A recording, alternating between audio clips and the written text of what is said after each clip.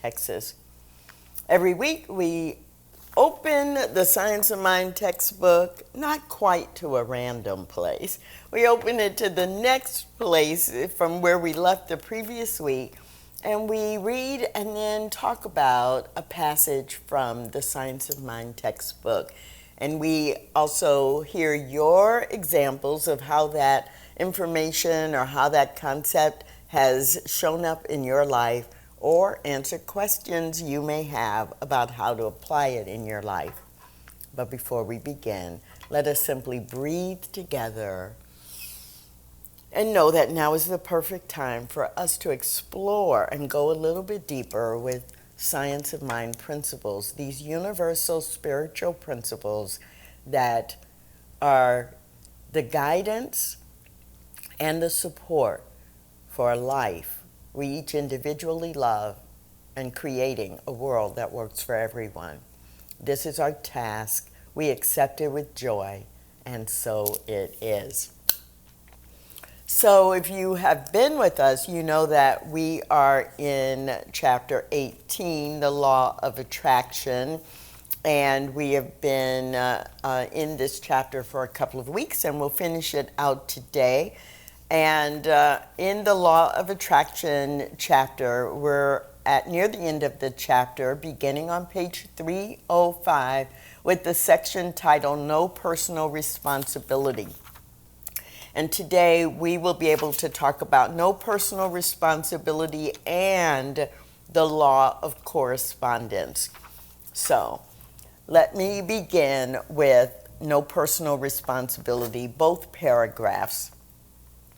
No matter how great a responsibility may rest in that which must be done, never let one moment's responsibility rest in your own thought about it, because that to which the mind gives birth is, and every idea is bound to produce an effect exactly like its cause. When we make a demonstration, we must take what goes with it.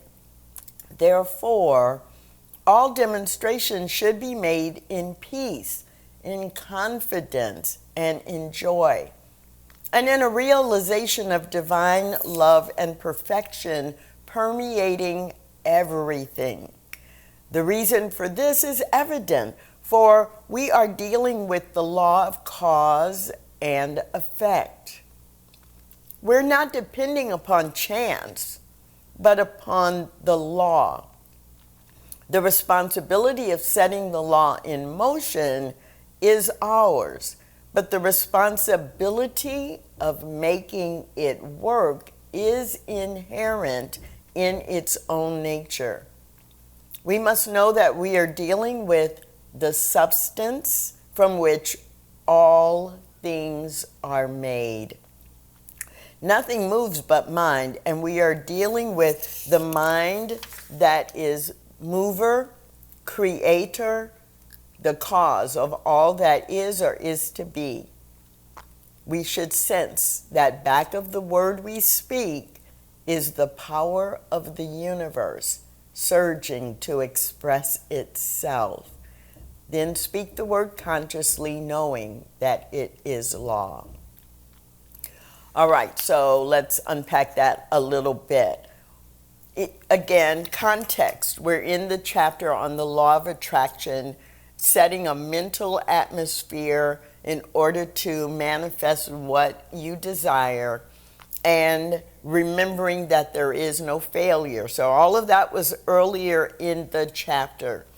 And so now when Ernest Holmes gets to this short section on we have no personal responsibility, he reminds us that the universal law is at work, and what we put in mind is going to manifest, is going to succeed, is going to express.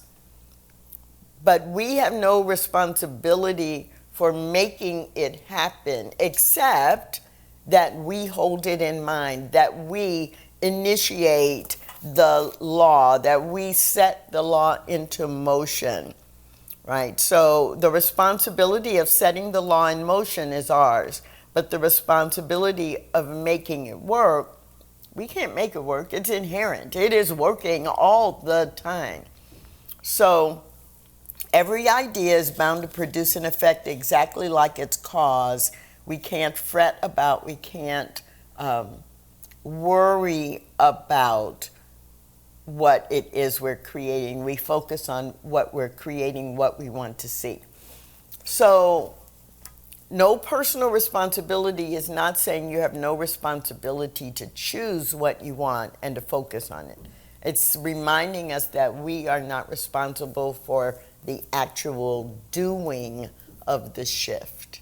I hope that makes sense. So if you have questions about that, put it in the chat, or if you have an example about that, how you've made it work in your life, then you can also put that in the chat.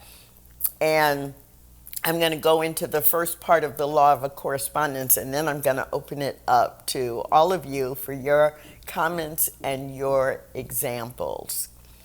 So the law of correspondence, Ernest Holmes goes on to write, the limit of our ability to demonstrate depends upon our ability to provide a mental equivalent of our desires.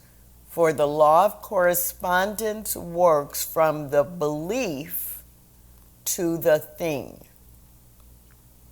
But it is within our power to provide a greater mental equivalent through the unfolding of consciousness, and this growth from within will finally lead to freedom. What we demonstrate today, tomorrow, and the next day is not as important as the tendency which our thought is taking, the dominant attitude of our mind. If everyday things are a little better, a little happier, a little more harmonious, a little more health-giving and joyous, if each day we are expressing more life, we are going in the right direction. So I'm going to stop there, and let's talk about both this, what is our responsibility, or no responsibility really for making it happen, but the responsibility for setting it in motion, and then remembering that the law of correspondence is always working, that the journey between our belief to the actual thing is the universe corresponding to our belief and creating the thing. So, Ryan, we may have some people who don't know exactly how they can voice their question, so give us some instructions, please. Yes, and good morning to everybody. Thank you, Dr. Tracy Brown, and good morning to all of those who are tuning in with us today. Whether you're on Zoom or you're watching us on Facebook Live, we appreciate you. And we want to hear from you. This is an interactive discussion. So please, now is the time to ask your questions, share your experiences, or just tell us your comments on this subject. And there's a couple ways you can do that. If you're in the Zoom room, you can go ahead and hit the raise your hand icon located down below, and that will allow you to be brought into the room. Or you can do questions and comments in the chat, and I can read those aloud. If you're watching us on Facebook Live, you can always hop over to the Zoom room and join us here by hitting the link in the description above, and or putting your questions and comments in the chat, and we can bring that into the room as well. Now, as always, we do this anonymously in the chats, just so that way we can have a safe container of discussion. So, great. One of the things that I see that came in here through the chat, Tracy, is it asks, can you clarify how this fits into treat and move your feet? Yes, I can. Oh my goodness. So when we say treat and move our feet, first let me do some definitions in case anyone doesn't understand that phrase. So in Science of Mind, we have a form of prayer, affirmative prayer, that we call treatment. And we are doing a mental treatment to shift conditions. And we shorten that to treat. So, do a treatment or treat. And sometimes people in any faith tradition may think, well, I did my prayer, so I'll just sit back and let God do what God is going to do, and there's nothing else for me to do. But we teach that we should treat and move our feet so that the prayer is setting a new action or a new cause into motion, laying a foundation. But we must behave in alignment with that in order to reinforce. And actually what we're doing is we're demonstrating that we believe it's possible. So the move our feet part does require physical action. Some might think that's in conflict with what this is saying and what Ernest Holmes is writing in terms of understanding your responsibility is to believe, and your responsibility is to choose, and your responsibility is set universal law in motion. But that includes our behavior. So we are setting universal law in motion. We are clarifying and expressing in the prayer, in words, what that is. However, when we treat and move our feet, our actions are also affirming and being in alignment with the cause. So what's more tricky is not just the actions that are in demonstrating conviction to what is being treated for. It's when we also sometimes talk about no outlining. So the time it gets to be a problem is when we are outlining every step. Well, first, then, I have to talk to this person. And then in order for me to get this new job, then this will happen in this sequence, in this time, and I already know all the steps. And in that case, I'm not leaving any room for universal law to bring me in connection with the right people or the right timing, any of that. Outlining is inappropriate, but moving our feet in the direction of where we're going on the things that seem obvious to do or the things that can only be done on the human level that are in alignment with what I am treating for, that is not in conflict with what Ernest Holmes is writing here at all.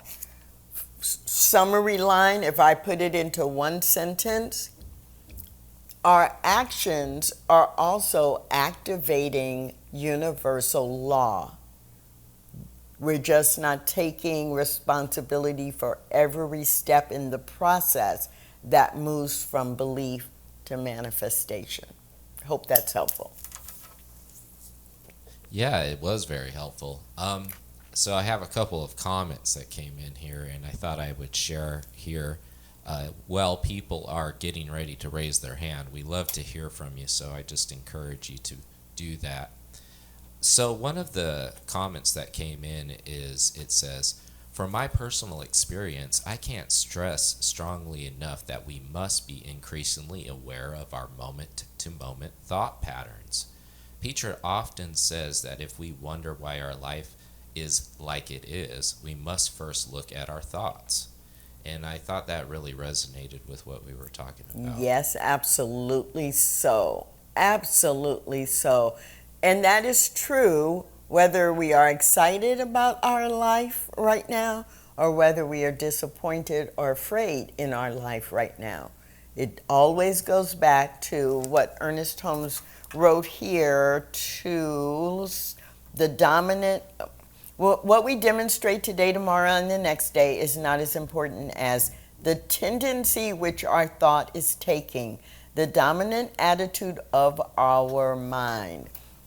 So every day things get a little better, a little happier, a little more joyful because we are managing, directing, monitoring our thoughts. So beautiful reminder. Yes, it is. All right, so we do have somebody who wants to share their thoughts and opinions, and I want to encourage the rest of you out there to go ahead and hit the raise your hand icon. Make sure you can join us here in the room. Brenda, would you go ahead and unmute yourself? Good morning, Dr. Tracy Brown. Hi, Brenda. Loving community. Wow. The start of this discussion, that sentence of no responsibility, snagged me because, of course, moving my feet, I carry great responsibility. But as this discussion unfolded, it brought to mind an example in my life that's happening right now that demonstrates this exact thing. So I want to share that one of the things I put forth to the universe for quite a long time was right relationship with a loving partner. Now, when the partner appeared at the door, he wasn't exactly the form that I used to be attracted to, but I used to know that my prior attractions generally ended up in my own harm, and had to leave my heart open to see the beauty and get to know this person. So in my quest for what right relationship, while I couldn't control the outcome of what a loving relationship looked like, and I had to let that go, what I could do is I make sure that every morning and every night, the good mornings, the good nights, the hellos from work, the goodbyes, go away, be safe in the world, let my love go with you, all of that is intentional. And there are times that I don't feel it completely, but I choose to be loving. And occasionally the universe gives me a snag in our communication. In old thought patterns, those would result in great fights. And in new thought patterns, when a snag comes up, I turn inward to see what it is within me that finds that conflict and works through whatever my old shit is to come forward and return. And when I open my eyes from this process and look at my beloved, I return to be present with the choice of lovingness of him. So the outcome of how a loving relationship forms, I have no control of. His reactions, how our life unfolds, etc. But day by day, the step of moving my feet, I can do my inner work, and I can choose the outer form that I'm going to show that. And so that seemed pertinent, and I just wanted to share. And I learned this through the love and support of this loving community that shows love and acceptance and listening and waiting for that outcome. It's a beautiful unfolding. Have a blessed morning, everyone. Oh, how beautiful is that? Thank you so much, Brenda. And on so many different levels. So I do want to reinforce the point about outlining, because our human brain wants to fill in every detail, and it should look like this, and it should be like this, and I should do this, and that other person should do this, and the world should do that. And when we do that, we actually are not demonstrating faith at all, and we are not demonstrating that we believe universal principles work. So Brenda's example of staying true to the big goal, being in right relationship with with another person, with the right person, is the big goal. And another part of the example that I don't want to let go without everyone noticing it is the piece of, this is what I want, and I'm responsible for me. And so even in this section on no personal responsibility, Ernest Holmes does say that let's see if I can find it.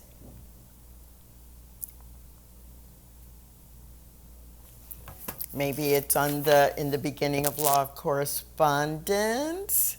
Okay, I can't find it that quickly, so it's in this section somewhere where he reminds us to, continually bring our thought back to what it is that we want, and we keep affirming that.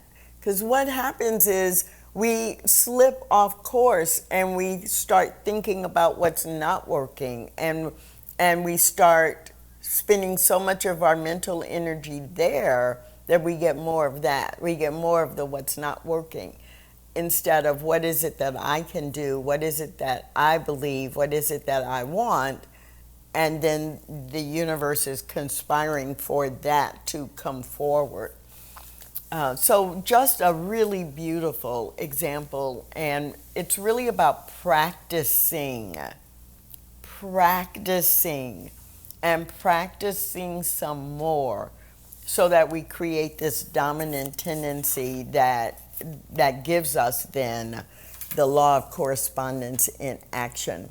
So we'll take one more comment, and then I'm going to go back to the law of correspondence. Yes, and it seems like this is an interesting topic for everybody. I've been reading a lot of the chats that have been coming through, so this is great stuff.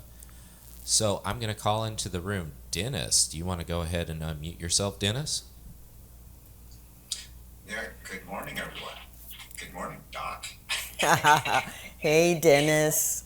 Hey, this is excellent conversation. I just, and especially being Brenda just mentioned what she mentioned, but the very first paragraph, I just had to share this, the very first paragraph of No Personal Responsibility, I had to read it twice. And the second time I read it very slowly, and I went, oh my gosh. No matter how great a responsibility may rest in that which must be done, never let one moment's responsibility rest in your own thought about it, because that to which the mind gives birth is. So the second time I read that, it just hit me in the face. My gosh, he's explaining, okay, this is why there's a fifth step to mind treatment. It's the release. And then about treat and move your feet, what I'm learning as I practice and my consciousness evolves is, and when you're talking about outlining, it's I'm learning to just do the treatment, do the release, and then something that's pretty new to me really is actually listening to my intuition. And when it speaks, that's when it's time for me to move. And regardless of what inspires it, I mean, it could be something that I see, it could be something someone says, but the bottom line, it's always that voice inside that says, go. There's no question. But see, I never used to listen to my intuition. I used to question myself all the time. And I'm learning this is the divine voice. Yes, that's what we so frequently hear in spiritual and religious circles, that still small voice. Your intuition never yells and screams. Your intuition just simply says, yeah, why don't you go to the Arboretum today? Why would I want to do that? But I go to the Arboretum and I run into someone I haven't seen in 10 years who I really love, right? And it's so great. Oh, okay. That's why I was supposed to go to the Arboretum. It wasn't on my mind or in my plan, but when we learn to follow our intuition, it is spirit whispering to us. And when we learn to follow it and can understand the difference between intuition and ego, then you're right, Dennis. It's easy to follow because you keep getting successes. Such a beautiful and powerful comment. Thank you, thank you, thank you. Yeah, so let's go a little bit deeper with the law of correspondence. Third paragraph under the law of correspondence on page 306. And so we meditate daily upon the universe of the all good, the infinite indwelling spirit which we call God, the Father, incarnate in man, trying to sense and to feel this indwelling good as the active principle of our lives. This is what the mystics call the man of the heart or the angel of God's presence. This is why they taught that there are always two. For there is what we seem to be and what we really are. As we contact this higher principle of our own lives, which is perfect and complete, needing nothing, wanting nothing, knowing everything, being happy and satisfied, and as we daily meditate upon this indwelling God, we shall acquire a greater mental equivalent. For those who have always dwelt on limited thoughts, a very good practice is to dwell upon the magnitude of the universe. Think how many stars there are, how many fish there are in the sea, how many grains of sand on the beaches. Think of how big the ocean is, of the immensity of space, the bigness of everything, the grandeur of everything. Mechanically, if necessary, compel the mentality to cognize reality. Compel the consciousness to recognize truth through reason if no other conviction comes. So what are these two paragraphs saying? Well, basically, they are simply reinforcing what Dennis talked about. Going forward, understanding that your intuition is this inner voice, that God is an active principle in your life, in my life, in all life that it has created. And it is already perfect and complete and whole. It needs nothing from you. But it is this indwelling knowledge, this indwelling intelligence. And in the second paragraph, if it seems hard for you to think in a very expansive way, train your brain to understand the infinite nature of God by focusing on some of the things that Ernest Holmes gave as examples. How many stars there are, you couldn't possibly count them. And you only see a portion of the sky when you look up. And so how many millions or billions of times would you need to multiply those that you can count? Or how many grains of sand on the beach? You'll hear a lot of people in our community in prayer, especially think about or use that image is when talking about abundance or prosperity, right?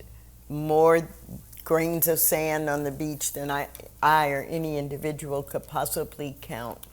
And when you begin to train your brain to think like that, then you begin to expand what you believe is possible, and in the context of the law of correspondence and the law of attraction, you began to expand your mental equivalent of what is possible and what you desire. And so Ernest Holmes is talking about us training ourselves to really, I was going to say think bigger, but to trust that there is more than you could even think. So as big as you can think, the universe is infinitely greater in possibility. So if you begin to understand that, then you will find that the law of correspondence brings you more than you imagined, or things better than you imagined. One more paragraph, and then I'm going to want to hear from you. So what's your question or your example? Second paragraph on page 307. Think, see, and feel activity. Radiate life. Feel that there is that within which is the center and the circumference of the universe. The universe is the result of the self-contemplation of God. Our lives are the result of our self-contemplation and are peopled with the personification of our thoughts and ideas. Accept this without question, for it is true. So have you had an experience in your life where you really began to realize and remember that life is God's giving itself into form, right? And so what happens in your life is you are giving yourself, your thoughts, your beliefs into the forms, the effects that surround you or that emanate from you. For we are all made in the spiritual image and likeness of that which created us. So we have that capability as we are co-creating, right, with universal law. You have the same power in the micro version as spirit is using in the creative process at the macro level. So where have you seen that in your life? Or does this help you understand what's happening? Because you have actually created some things in your life. And now, maybe for the first time, you're seeing clearly how your thoughts, your mental atmosphere, your mental equivalents, and your taking action actually work together to attract it into your life. So if you have a comment, then please put it in the chat or raise your hand. Do we have anything, Ryan? Yeah, as we're waiting for folks to raise their hand here in the Zoom room, so here's one of the questions, and it kind of, I think it plays into a lot of what we're talking about now. It says, so how do you explain the fact that I find my life has been steadily improving in many ways? My relationships with friends and community are growing. My experience of peace seems to be more normal. I am more aware of, grateful for harmony and joy, and experiencing a better daily life. Yet, a couple of major things I have been praying for and been treating for have not yet demonstrated. Am I doing something wrong? Am I not treating correctly? Do I have the wrong attitude or belief? Question mark.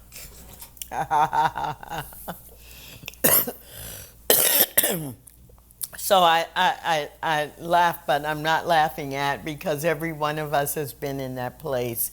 And most of us will be in that place at some time in the future. So why is all the good stuff happening? The key was in that one line, I am more aware of the good.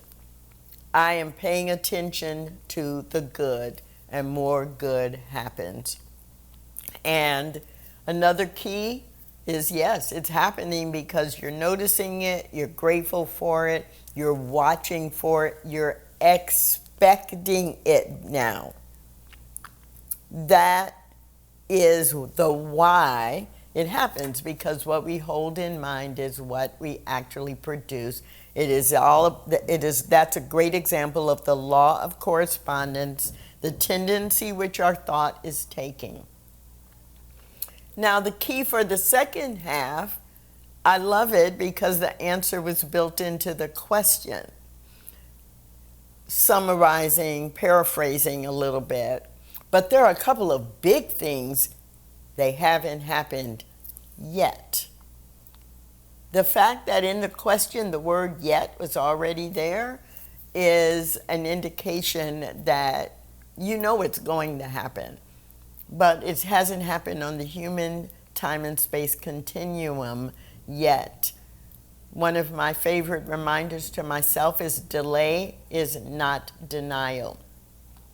And what I know is true is that even when I am saying or requesting or focusing in on something, the bigger it is, the more complex it often is in terms of what needs to shift internally and what needs to shift externally. And so there is no magic indicator or predictor of time, because most of us have had really big and complex things happen just like this, or it seems like it, like a week later or a month later. And other times it has taken weeks or months or even years to demonstrate. So that's the piece that where we began today. I don't have the responsibility for all of it, but I do have responsibility for my own clarity. Here's the question that I would ask.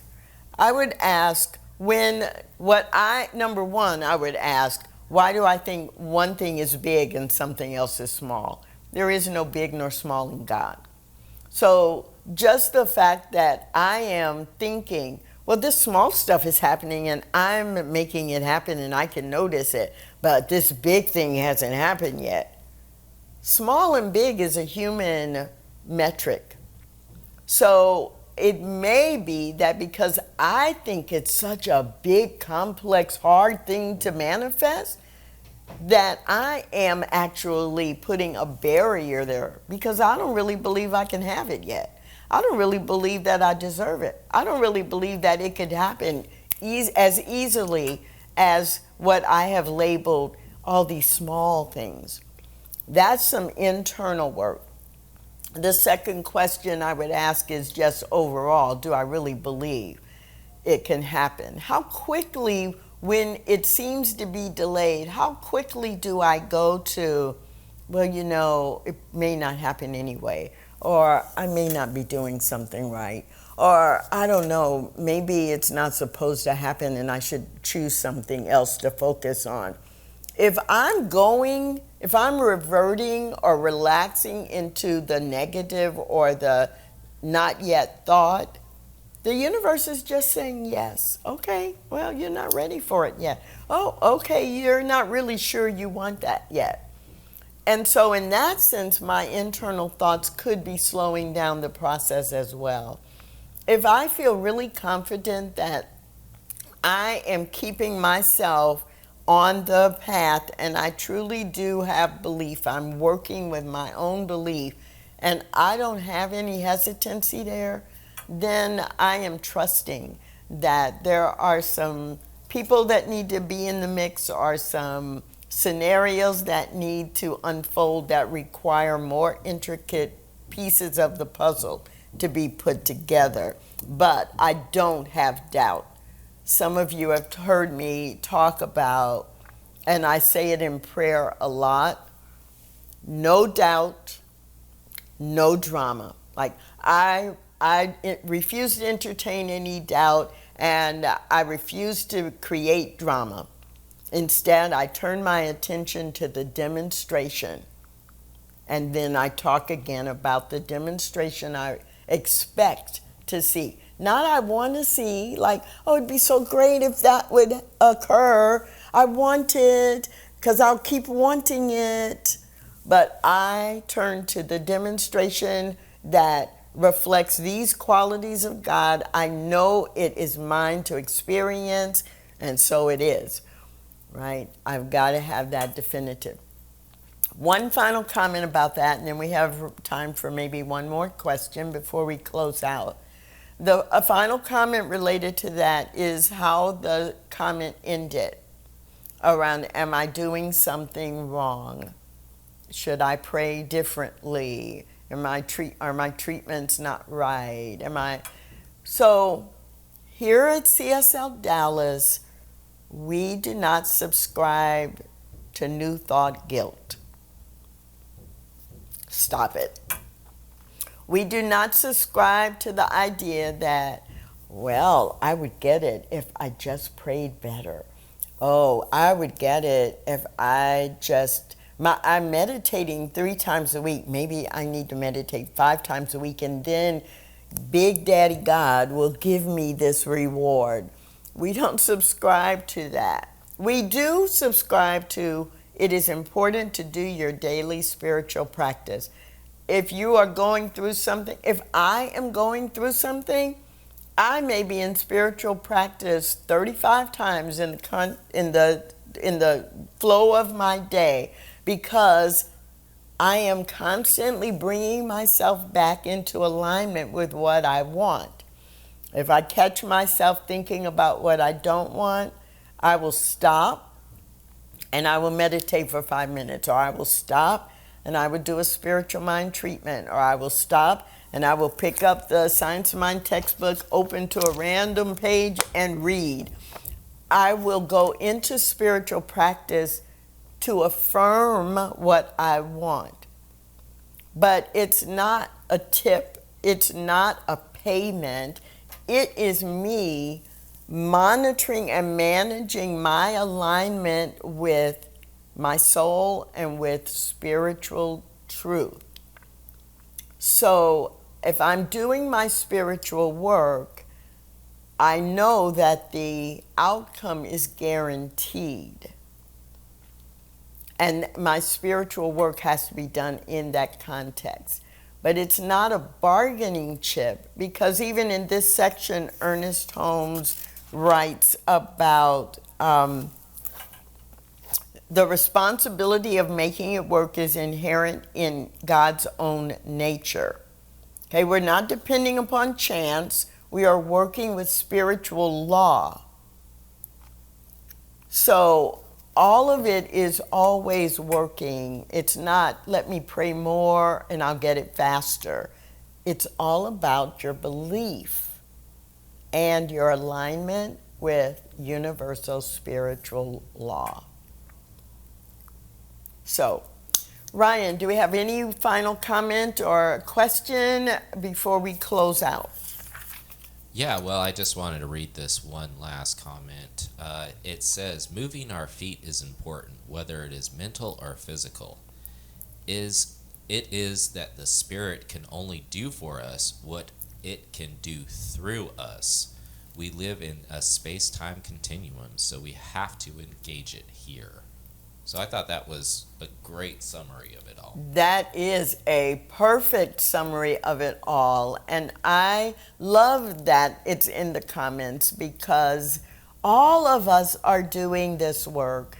And all of us are doing this work every day, and that is what it requires.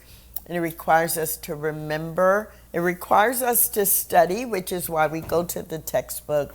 And it requires us to both treat and move our feet. So I love that summary. Ernest Holmes ends this section with some quotes that are a combination of New Thought wisdom and ancient wisdom and a biblical text.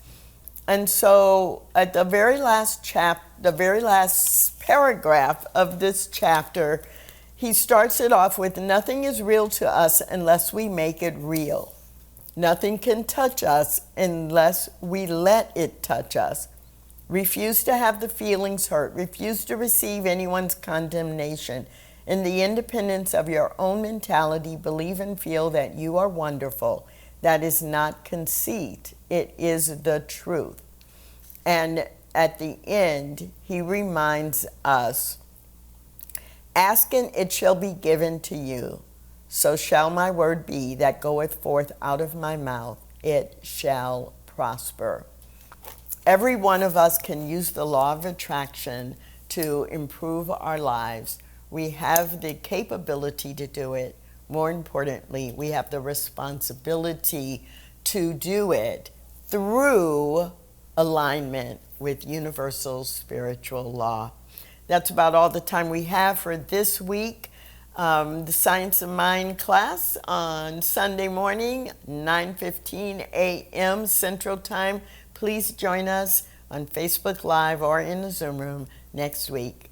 Have a great week, everybody.